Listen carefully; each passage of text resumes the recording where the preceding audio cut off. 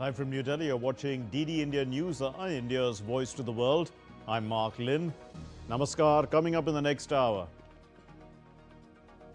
Global air travel sees chaos as Airbus grounds 6,000 A320 jets. India's DGCA bars operations of 338 aircraft until safety fixes are complete.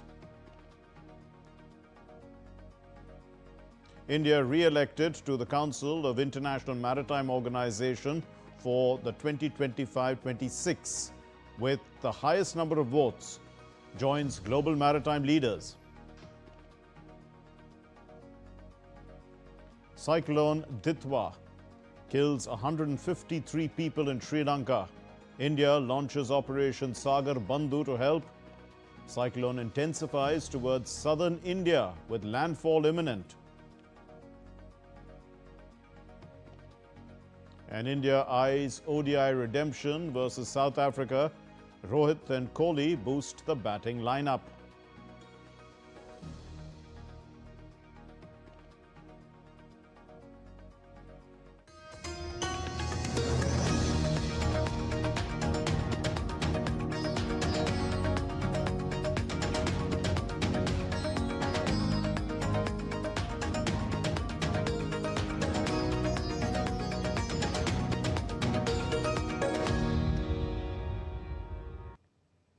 Air travel across the globe was thrown into turmoil as Airbus ordered the immediate grounding of thousands of its A320 family jets in one of the largest recalls in the country's history.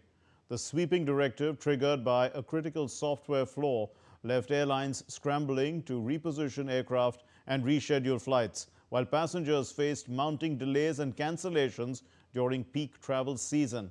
When reports last came in, a total of 338 aircraft were affected in India, of which the software upgrade, which is actually a downgrade, was completed on 270 of them. 68 aircraft are still being rectified. This report tells us more.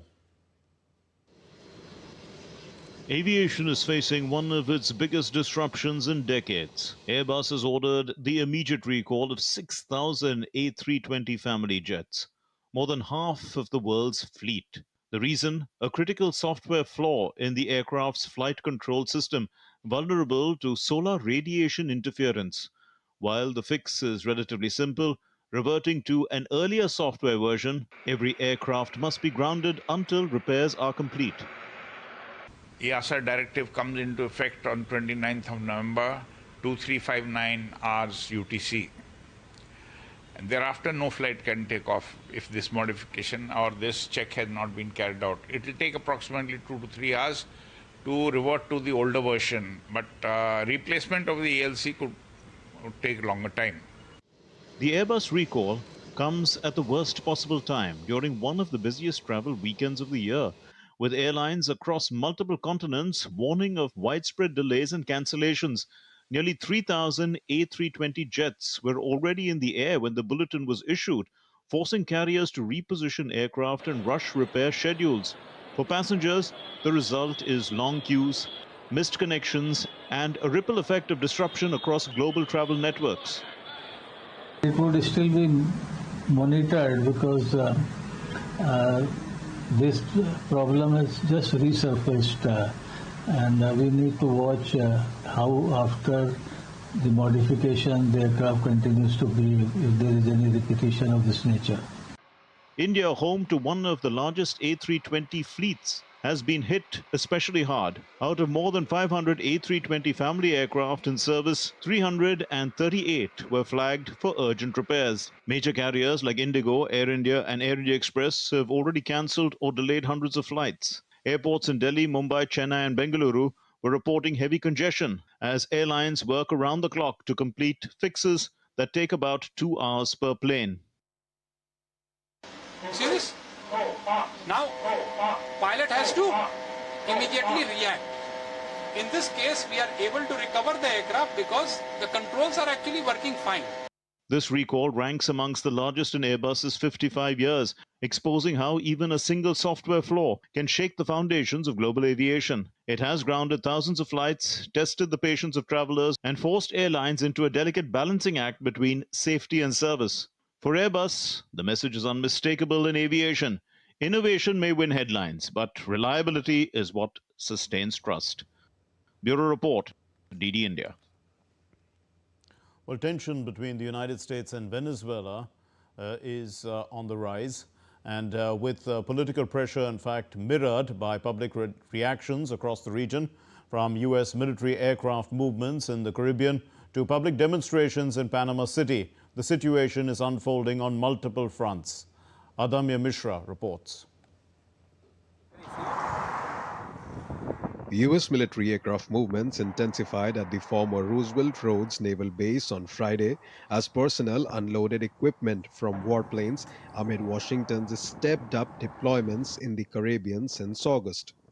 U.S. President Donald Trump had announced expanded efforts aiming to curb Venezuelan drug trafficking. All of you are backbone of America, and you really are the backbone of America's air power. And in recent weeks, you've been working to deter Venezuelan drug traffickers, of which there are many. Of course, there aren't too many coming in by sea anymore, if you probably noticed that. From sending their poisons into the United States, where they kill hundreds of thousands of people a year. But we're going to take care of that situation. We're already doing a lot. We've almost stopped. It's about 85% stopped by sea. Trump's remarks came after Venezuelan President Nicolas Maduro asserted that Venezuela is fully prepared to defend itself against any external threat. Today we say that in Venezuela there is no threat or aggression that frightens our people or takes us by surprise. Our people have prepared themselves with serenity to defend their homeland, their soil, their seas, their sky, their soul, and their history, with Bolivar at the forefront. Meanwhile, in Panama City, concerns over U.S. military pressure on Venezuela triggered protests outside the foreign ministry. Demonstrators carried national flags and banners declaring Latin America and the Caribbean a zone of peace, urging authorities to reject any potential U.S. military bases, which they view as threats to Panama's sovereignty. Adamya Mishra's report for DD India. U.S. Citizenship and Immigration Services Director Joseph Edlow has said that the U.S. Citizenship and Immigration Services has halted all asylum decisions. USCIS has halted all asylum decisions until the authorities can ensure that every immigrant is vetted and screened to the maximum degree possible, Edlow said on X. The Secretary of State, Marco Rubio, also wrote that a pause has been placed on visas for individuals on Afghan passports. This comes after the attack on the National Guard in Washington, D.C. Ukraine's peace efforts take a step forward as a delegation led by Rustem Umerov heads to the United States to discuss the ending of the Russia-Ukraine conflict.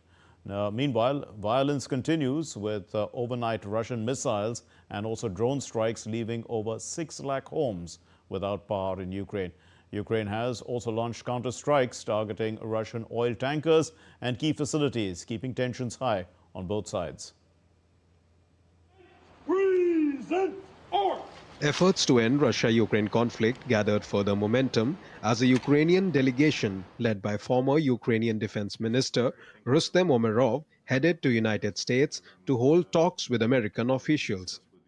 Zelensky said on X that the aim of the visit is to swiftly and substantively decide on concrete steps needed to end the war. Even though efforts continue to end the conflict, attacks have not stopped on either side. Ukraine reported an overnight Russian attack that killed 3 people on Saturday. Earlier, Ukrainian President Zelensky said Russia fired around 36 missiles and nearly 600 drones, leaving more than 600,000 households without electricity after major strikes on the power grid. This autumn's campaign has pushed cities like Kyiv into extreme hardship, with some households receiving only about 8 hours of power during the worst blackout periods. Many Ukrainians see no end to the war after Russia launched a large deadly airstrike. We heard a sound of something landing. Something exploded. We ran outside and immediately called for medical assistance, the police, and all the emergency services. With the conflict intensifying, Ukraine has also struck back at Russia. A Ukraine security source said Ukraine was behind attacks on 2 oil tankers in the Black Sea that were suspected of transporting sanctioned Russian oil. Ukraine also said it struck Russia's Avipsky oil refinery in Krasnodar and the Berev military aviation plant in Rostov, with explosions and a fire reported at the refinery. Ravindra Chauhan's report for DD India. Hong Kong is in mourning following one of the city's deadliest fires, which killed 128 people in Wang Fuk Court residential complex. Thousands of residents paid their respects at memorial sites, laying flowers and leaving messages of remembrance. Officials, including the city leader John Lee, observed a 3-minute silence while flags were flown at half-mast. The government has suspended celebratory events and scaled back public appearances during the 3-day mourning period. Rescue operations continue as authorities search for around 150 missing residents, and 44 of them are, in fact, with 44 of the deceased still awaiting identification. Now, more than 40 survivors remain hospitalized, including 11 in critical condition. Preliminary investigations, they have suggested that the fire began on protective netting at lower floors, spreading quickly because of flammable foam boards and bamboo scaffolding, and the alarm systems reportedly malfunctioned. Meanwhile, China has launched a campaign against major fire risks in high-rise buildings, and authorities continue to investigate and hold responsible parties accountable.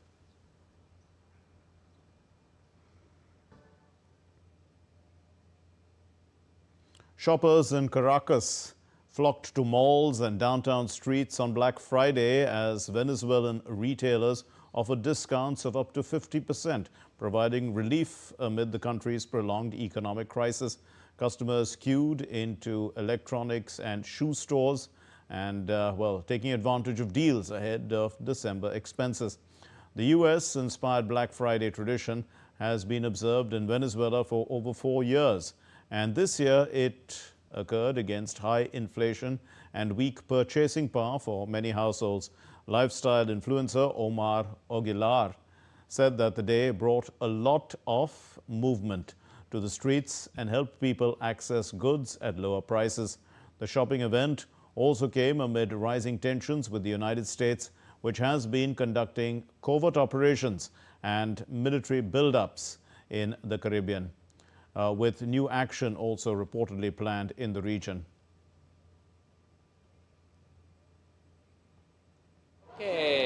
I think this really encourages people to get out and escape reality a little. Although you also see a somewhat strange contrast, because many people see the situation in the country as this or that, but something very curious is that on these dates, you typically see a lot of people, really a lot of people, going out to shop. In fact, the shopping malls like today are completely full. Pope Leo XIV visited Istanbul's famed Blue Mosque early on Saturday, on the 3rd day of his visit to Turkey. It was the first time the American Pope, elected in May as leader of the world's 1.4 billion Catholics, visited a Muslim place of worship since taking over from his late predecessor, Francis. The Blue Mosque is one of Istanbul's main tourist attractions, with 6 minarets and a roof of cascading domes. Its interior lined with vibrant blue Iznik tiles. And with such a highly symbolic gesture, Pope Leo follows in the footsteps of Pope Benedict XVI, who visited the site in 2006, and Pope Francis, who did the same in 2014.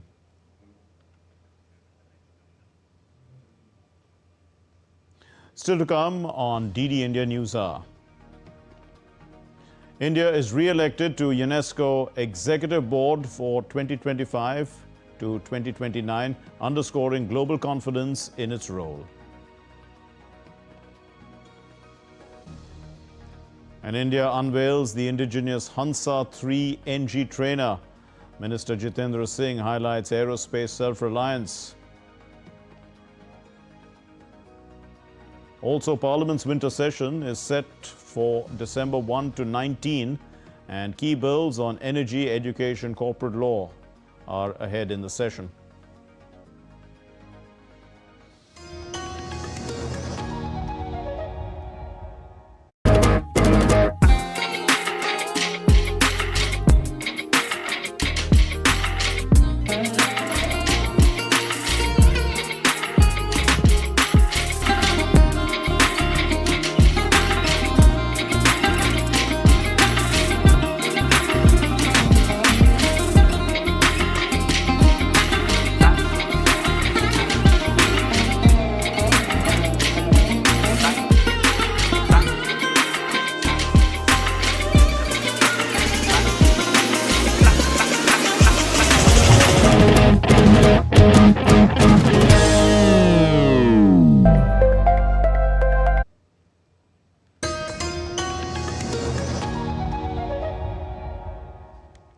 You're watching DD India Newshour. I'm Mark Lynn. Prime Minister Narendra Modi chaired the first day of the Conference of Directors General and Inspectors General of Police in Raipur in the Indian state of Chhattisgarh. The Prime Minister remarked that the conference witnessed extensive deliberations on different aspects of India's security system.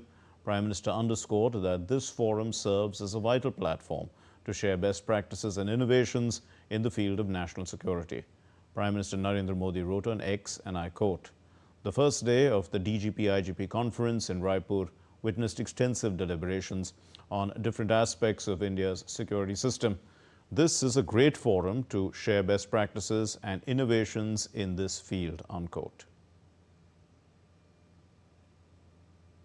India has been re-elected to the International Maritime Organization IMO Council for the 2025-2026 term, securing the highest number of votes, that's 154 in Category B, which includes countries with major interests in international seaborne trade. India was elected alongside nations such as Australia, Brazil, Canada, France, Germany, the Netherlands, Spain, Sweden, and the UAE. The newly elected council will meet on December 4 for its 136th session to choose its chair and vice chair. The Indian High Commission to London thanked the member states for their support and reaffirmed India's commitment to strengthening the global maritime sector. India has also been re-elected to UNESCO's Executive Board for the 2025-2029 term, reaffirming global confidence in its commitment to multilateralism and UNESCO's core mandate in education, culture, science and communication. The outcome reflects broad support for New Delhi's constructive role in global governance. India's continued presence on the board highlights growing international endorsement of its vision for inclusive, human-centric development. The winter session of India's Parliament is scheduled to begin on December 1, running until December 19, 2025. The session will cover several important legislations, including bills on nuclear energy, higher education, corporate law, and the securities market. It will also feature a full-day discussion on Vande Mataram to mark 150 years of the national song, highlighting the historical significance of verses removed in 1937 and their connection to the partition of India. Ahead of the session, the government will hold an all-party meeting on Sunday, where Parliamentary Affairs Minister Kiren Rijiju will meet floor leaders from both houses to seek cooperation for the smooth functioning of the Lok Sabha as well as the Rajya Sabha. Rijiju urged the opposition parties to actively participate and to contribute to the proceedings, aiming to create a vibrant parliamentary system. The session will also see debates on contentious issues, including the voter list revision exercise in 9 states and union territories. Union Minister Dr. Jitendra Singh launched India's first indigenous pilot trainer aircraft Hansa 3 NG in Bengaluru on Saturday. The minister called it a major step in strengthening India's aerospace self-reliance. Dr. Jitendra Singh further reviewed progress on the 19-seater Saras Mk2 light transport aircraft designed for both civilian and military operations. He also inaugurated its Iron Bird testing facility and said indigenous aircraft production will be central to India's push to enter the top 3 global aviation markets.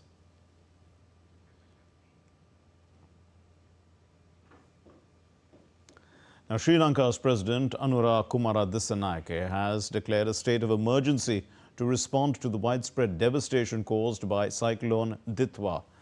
The death toll from the cyclone has risen to 153, with 191 people still missing. The Disaster Management Center said that more than 774,000 people across all 25 districts have been affected, while over 100,000 are sheltered in 798 relief camps. And the death toll climbed to 123, with more casualties feared. Search and rescue operations are continuing despite heavy rain, damaged road networks and prolonged disruptions to power and communication services.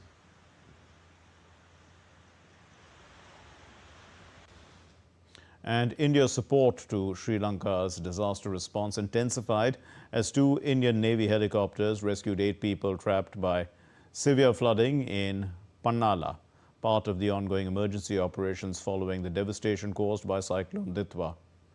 At the moment, 4 Indian helicopters are currently deployed across Sri Lanka under Operation Sagar Bandhu, including 2 aircraft operating from the Indian Navy aircraft carrier INS Vikrant. And the teams carried out multiple sorties in the Pannala region, where rapidly rising floodwaters had cut off access to several homes. The rescued individuals were airlifted to safety and handed over to local authorities. India's air assets are working in close coordination with the Sri Lankan Air Force, Navy, Army, Police and local first responders. Together, the agencies are conducting evacuations, supply drops, medical assistance and other critical relief missions as flood-affected districts continue to battle the aftermath of Cyclone Ditwah. Meanwhile, the Indian High Commission officials, they have been assisting stranded Indian passengers at the Bandaranaike airport in Colombo, providing them with food, water and other assistance as the severe air disruptions also continue.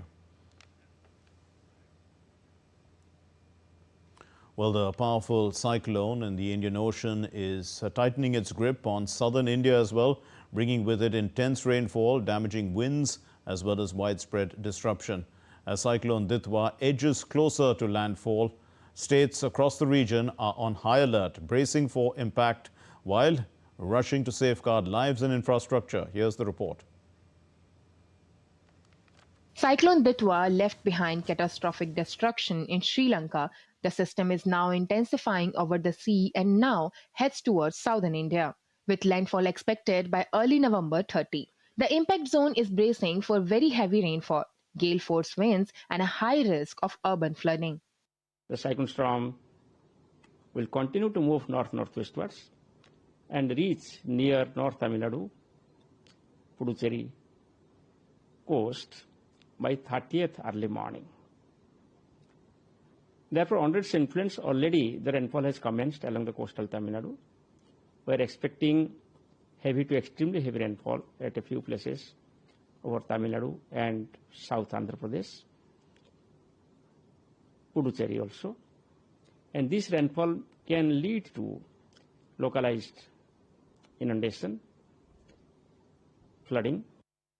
In Tamil Nadu, the cyclone has already unleashed relentless rain across several districts. The IMD has issued a red alert for 3 districts and an orange alert for 7. Air travel has been hit hard.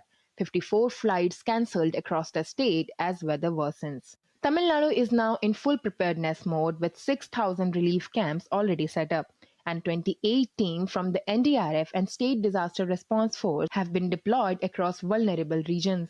Within Tamil Nadu, we have very close coordination with the state authorities, and our teams are deployed.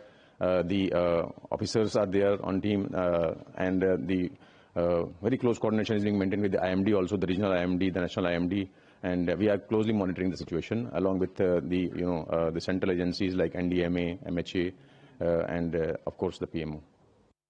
Neighboring Andhra Pradesh also braces for 4 consecutive days of heavy rain from November 30 to December 3, with strong winds expected along coastal districts.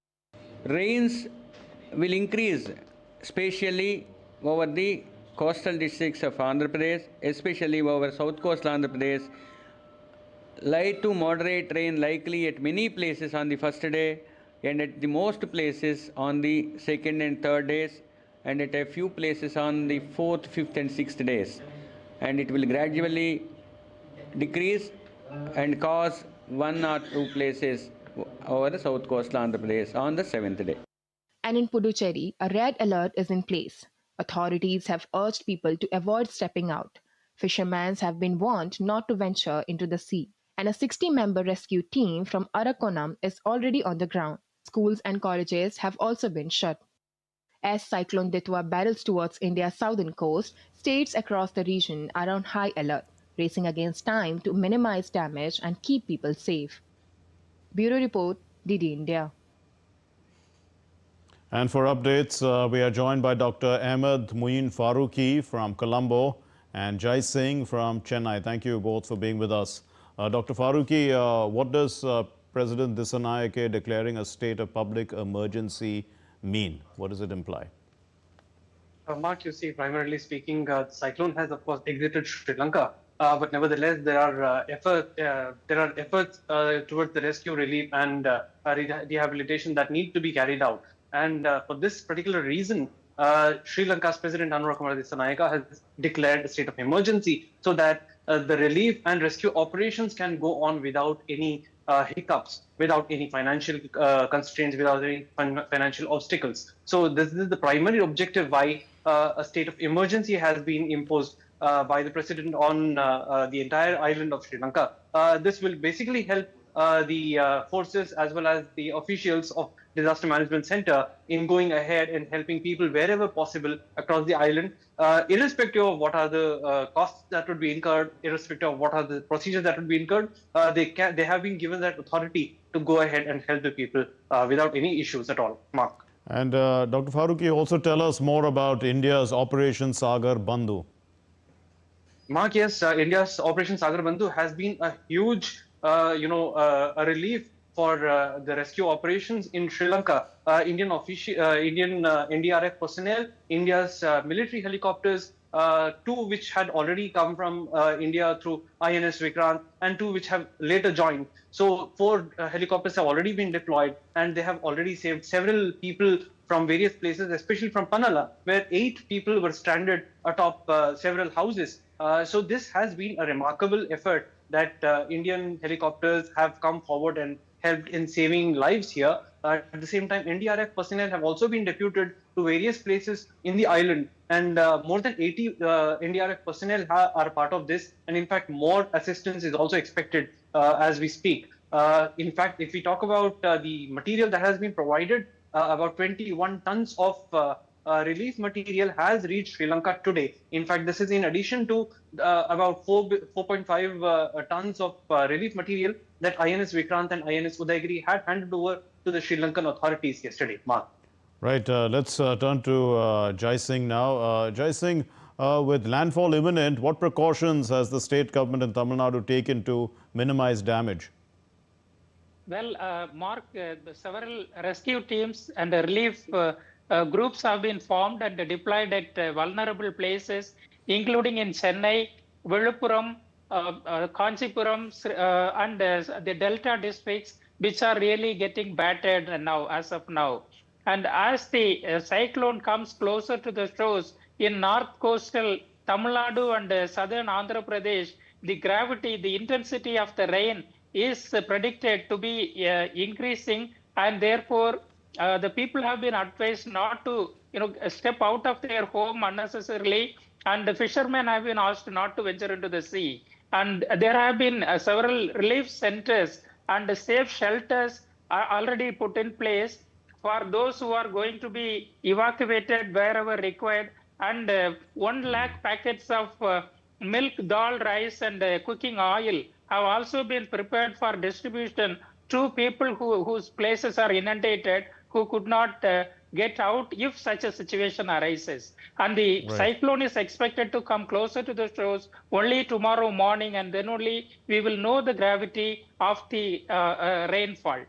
Right, indeed. And so we will know the gravity of the rainfall only tomorrow. But, what are the predictions? How long is it expected to last, Jai Singh?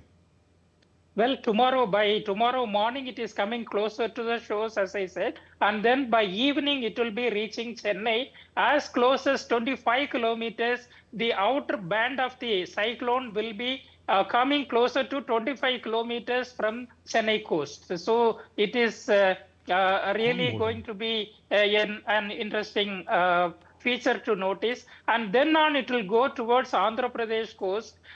As it moves closer, parallel to the shores, it is moving closer parallel to the shores, and therefore bringing rain, but not going to have any landfall or cross the shores. So in the sea itself, it is going to be fizzling out by losing the steam. The longer the duration of its proximity to the coast, it will lose the steam because there won't be any fresh supply of moisture. This is what weather experts are saying. Right. A final question to you, Dr. Farooqui. With the Indian naval assets, currently deployed in Sri Lanka, how best is this coordination taking place, for them to be redeployed quickly in Tamil Nadu as well?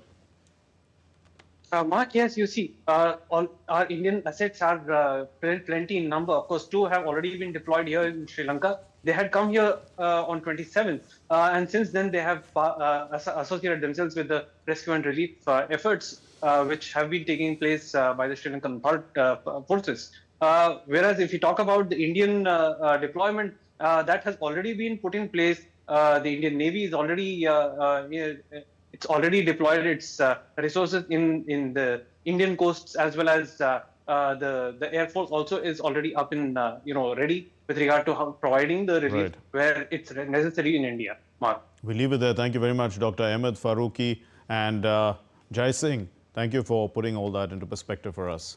Now, still to come here on DD India News Hour. We'll discuss the recent software glitch on Airbus A320 planes and its implication for more or less autopilot.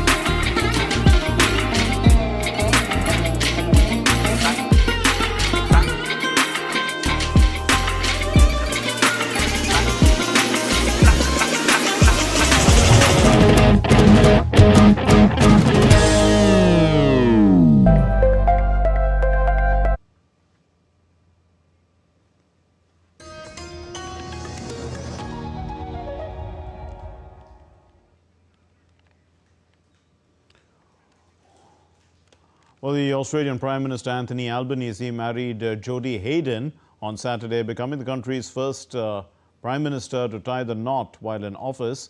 Albanese, who is 62 years old, wed the financial services worker at a private ceremony in the garden of his official residence in Canberra. The lodge, in fact, that said married, and the Prime Minister said that he said in one of his in a one-word post on social media, that's what he said, he's married. In a separate joint statement, The couple said, "We are absolutely delighted to share our love and commitment to spending our future together in front of our families and friends." And Prime Minister Narendra Modi has congratulated the Australian Prime Minister Anthony Albanese on his wedding. He wished them a happy married life. Here is the quote.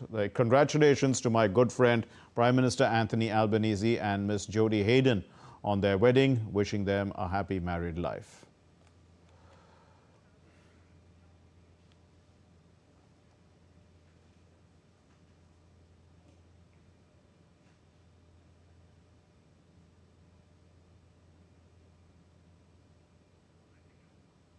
Let's take a look at other stories making the news now. The Indian Navy has received Taragiri, which is the fourth advanced stealth frigate under Project 17A, marking a major step towards self-reliance in warship design and construction. The vessel is a modern reincarnation of the former INS Taragiri, and this has significant upgrades. The Election Commission of India has invited citizens to submit suggestions on the ECI Net app until the 27th of December 2026. The move aims to help make the platform more user-friendly ahead of its official launch in January 2026. India is set to overhaul its disease surveillance system by shifting from traditional detection to an AI-driven model. According to the National Centre for Disease Control, AI-based surveillance is already active under the Integrated Health Platform or the Information Platform, with advanced tools enabling faster, targeted responses.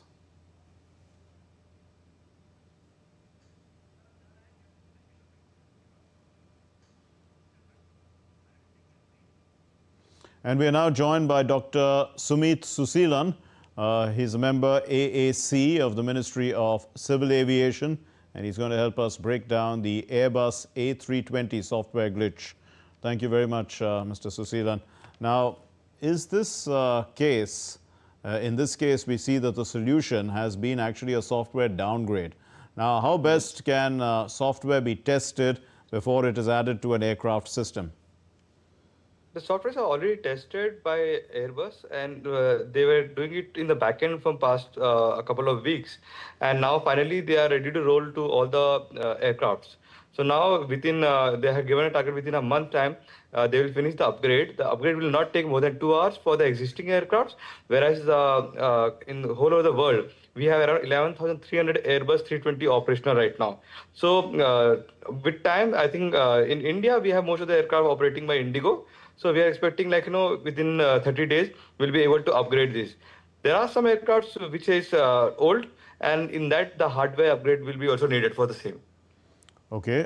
Should there be a mandatory provision that, software should not prevent the pilot from taking manual control of a plane on autopilot, which is going to be facing a software glitch? Because when the plane is on autopilot and there's a software problem and the pilot can't take it back, that's basically a recipe for disaster. Yes. Yes. We understand. That's why the Airbus had taken a call in advance right now, because most of the time the pilots use autopilot, because that's the policies for the government of India as well. So that's the reason they're upgrading the software with time, because this was because of the solar flares which came up. So I think this will be sorted out, and there's no risk so far. Everything is safe according to the circular given by the Airbus. Okay, how quickly will the Airbus 320 planes start flying again? Across the world is what you did actually mention that. But, should they be monitored, let's say, for a little while further? Because there may be further glitches. I mean, after all, there's a massive overhaul that you're doing on all the planes and then suddenly putting them all in the air once again. Should this be tested? Yes, definitely, because it won't take much time, because normally every aircraft have around 2 to 3 hours of grounding at the midnight time when the aircrafts are under the service. At the same time, they are going to do the upgrade of the softwares. So I don't think so much grounding of the aircraft will happen, but definitely airlines have given a notice to all the passengers to check the status of the flight before they leave from the home. Also, can Can this sort of a software glitch take place in other planes? Let's say Boeing 787 Dreamliner. We still don't have real reasons for the crash in Ahmedabad. Could it be a software glitch? Can't comment on the same part because this is something tricky and the investigation is going on for that. Right, but it can happen technically, right, to other planes is what I'm saying. Definitely, technical is one of the major issues when it comes to any crash. So there's no second option we keep in mind. So that's why we always plan. We always have a plan B for. That's the reason Airbus had given well in advance. Like as you asked, like even the Boeing and Embraer, other aircraft can also have this type of glitches. But so far they have not given any notice regarding the same. Okay, how well should pilots be trained, in software? Because after all, the planes are now highly software driven in aviation. I mean, having the skill to fly the plane is well and good. But, it's so technical. How much of that, mastery should they have? I nowadays every pilots are trained in this software also because even they come to know about any glitches because earlier a lot of circuits were there on board, but nowadays the circuits are less and more screen way we are working on board right now. So now these pilots are definitely trained, and initial training itself they are getting trained for the softwares, and definitely the technical engineers are there on board on the longer journeys and all. Dr. Susilan, can software glitches in flight tracking, because all the flights are tracked on the ground. I mean, if there's a software glitch taking place on the ground, can it affect the plane in the sky? And is that a kind of a problem? No, there won't be any problem because nowadays even we have 100 Mbps speed of internet also. So nowadays there are so many companies. Even the Elon Musk had given the internet services, so there won't be any issues now connecting on board, and because of the same reason, because the trackers is a normal because we are doing this from years. Yes, nowadays even the layman can track the aircraft with the flight numbers. All right, we leave it there. Thank you very much, Dr. Sumit Susilan, a member AAC, Ministry of Civil Aviation. Thank you for helping us understand that story. Welcome. Still to come here on DD India Newshour. The Indian men's hockey team steamrolls Canada 14-3 to storm into the final of the Sultan Azlan Shah Cup. The Indian blind women's cricket team, which won the first ever T20 World Cup, called on President Draupadi Murmu at the Rashtrapati Bhavan in New Delhi.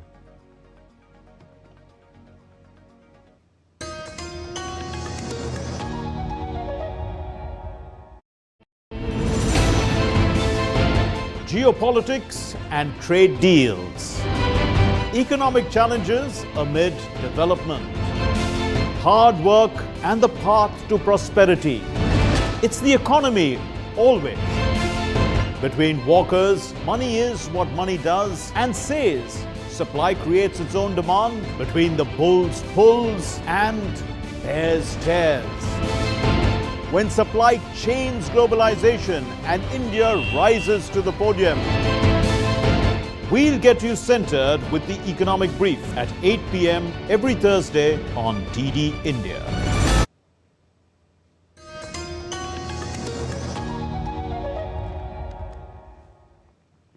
You're watching DD India News. I'm Mark Lynn. The 25th of November 2025 was marked as a significant cultural and civilizational milestone in the history of India, as on this auspicious day, the main construction work of the Ram temple was formally completed in Ayodhya, where Prime Minister Narendra Modi hoisted the sacred Dharam Dhwaj, or the saffron flag, atop the temple's spire. Now, this religious ceremony turned to be a magnificent symbol of India's enduring spiritual heritage, a testament also of centuries of unwavering faith and cultural resilience. Here's the report.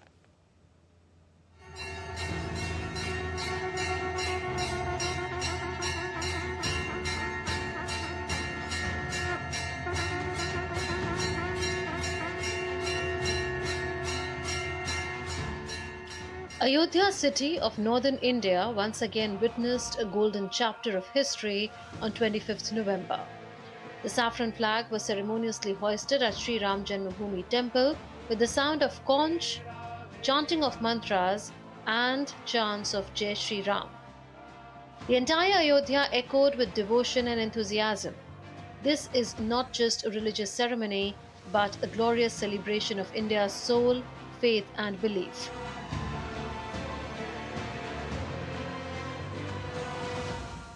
Under the leadership of Prime Minister Narendra Modi, a unique chapter of the country's cultural history has also been added in Ayodhya, which is the Saptamandir complex, a grand symbol of India's spiritual tradition and social harmony.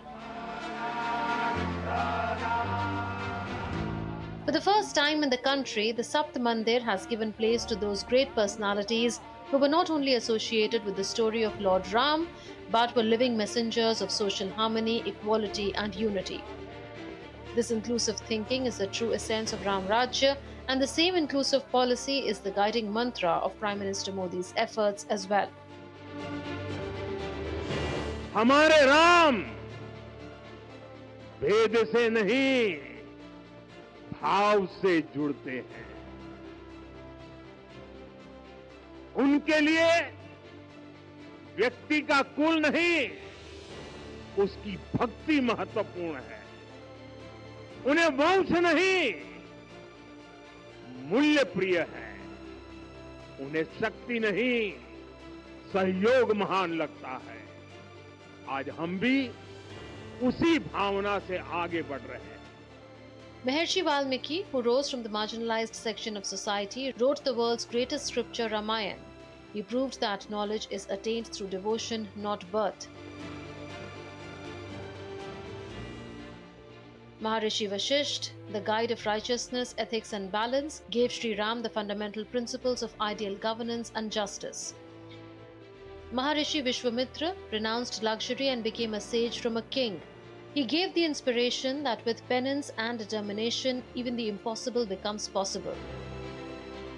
Maharishi Agastya, who guided Lord Sri Ram and connected northern and southern cultural streams, was the bridge of harmony and balance. Nishad Raj, a supreme example of friendship and equality beyond social barriers, proved purity of heart to be the highest truth.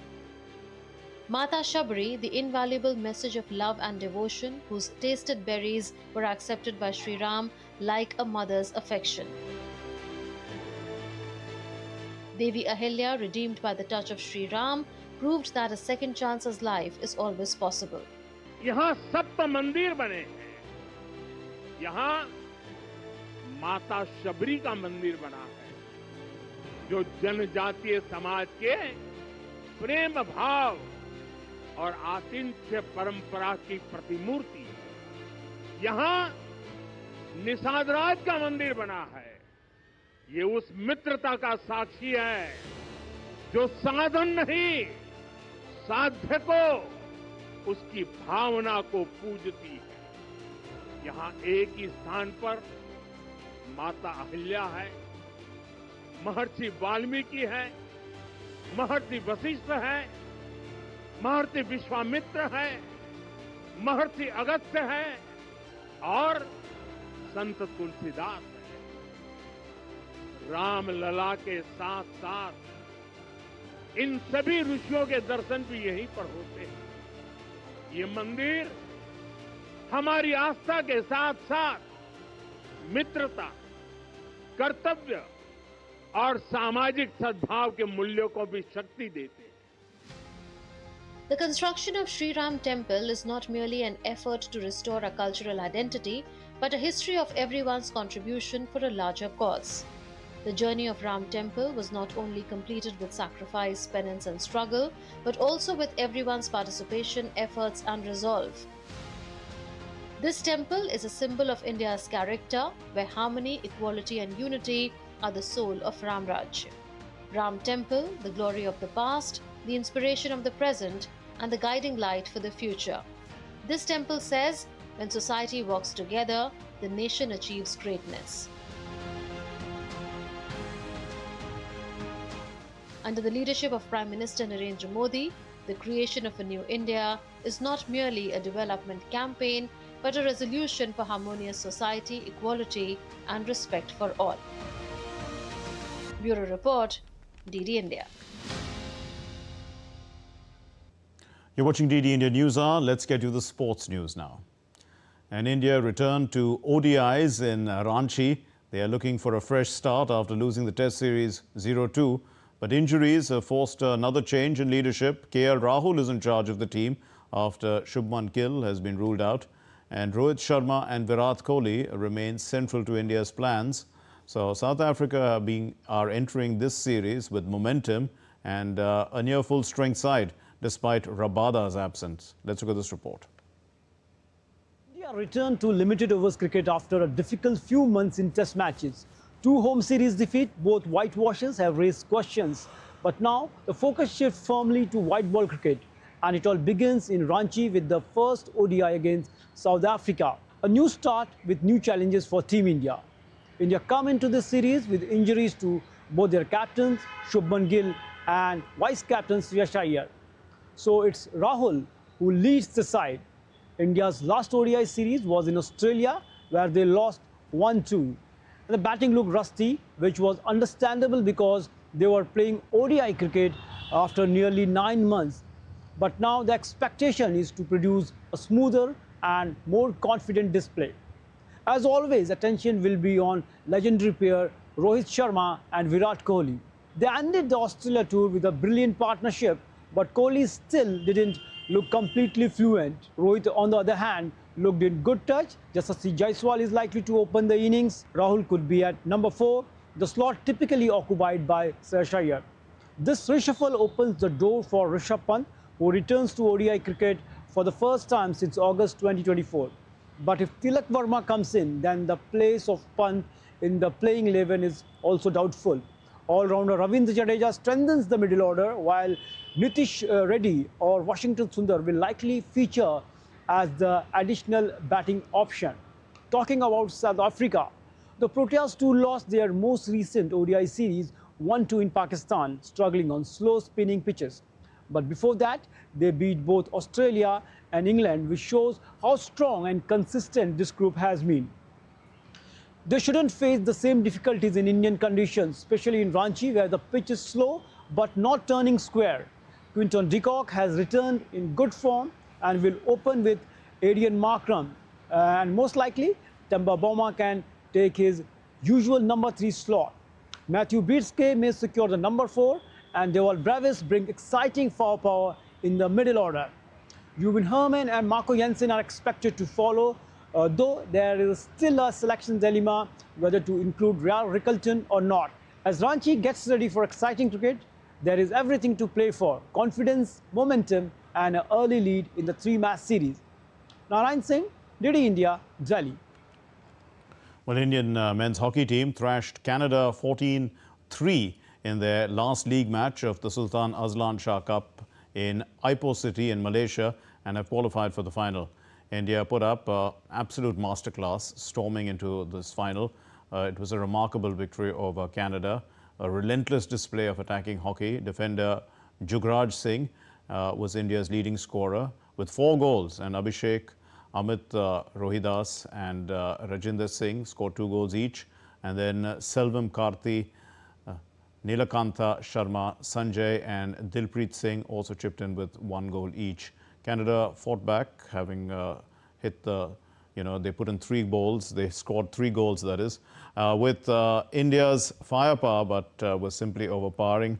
And, well, the Indian team, who have returned to this tournament after a gap of 6 years, have become the first team to qualify for the final on Sunday. The tournament has featured 6 teams in the round-robin format, and we'll see the top 2 teams playing it out for the summit. India's blind women's cricket team, which won the first ever T20 World Cup, called on President Draupadi Murmu at the Rashtrapati Bhavan in New Delhi. The team presented the president with an autographed cricket bat.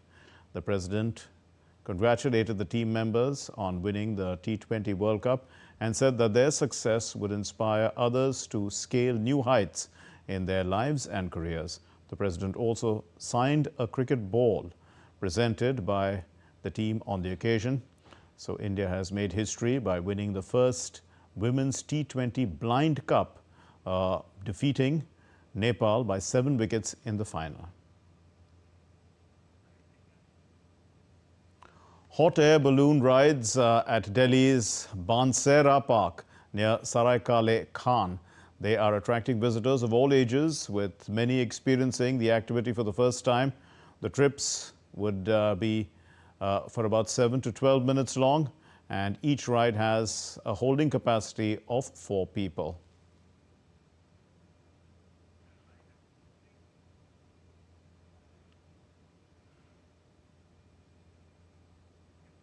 That's all we have in this edition of DD India News Hour. Let's know your thoughts on the news of the day. And for those of you on the go, get the latest news and updates from India and across the world on the DD India mobile app. The app is available on both Android and iOS platforms. Scan the QR code and download it now. We'll be back with more news as it breaks here on DD India. My name is Mark Lin. From all of us here in Delhi, thank you very much for watching DD India News Hour. Namaskar.